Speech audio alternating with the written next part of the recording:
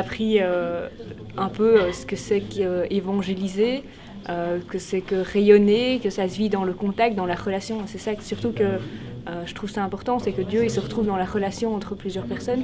Et donc c'est vraiment ça qui va être amené à faire, c'est rencontrer des nouvelles personnes, être en relation avec eux, leur proposer, leur expliquer, leur proposer ce qui peut exister et voir en fonction des ressentis et découvrir toute la richesse de l'autre qu'on découvre, qu'on rencontre. Et voilà, ça c'est ce qui me réjouit le plus.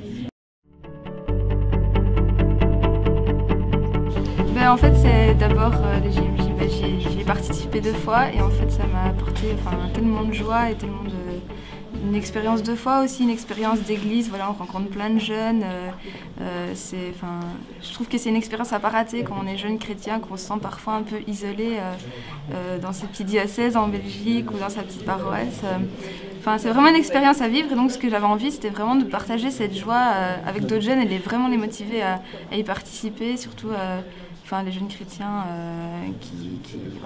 qui ont besoin vraiment d'être en contact avec d'autres jeunes et vraiment de les inviter à y participer pleinement et à pas avoir peur.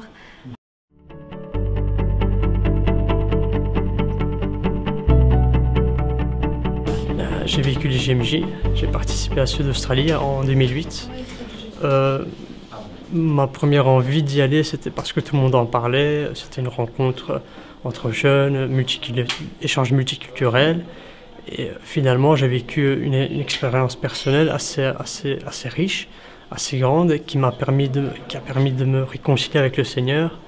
Et du coup, être ambassadeur des JMJ et vouloir faire et donner envie aux autres jeunes ce que j'ai ressenti et de leur promettre qu'ils vont vivre quelque chose de vraiment très important là-bas. C'est très important et voilà pourquoi je suis ambassadeur des JMJ pour cette fois-ci.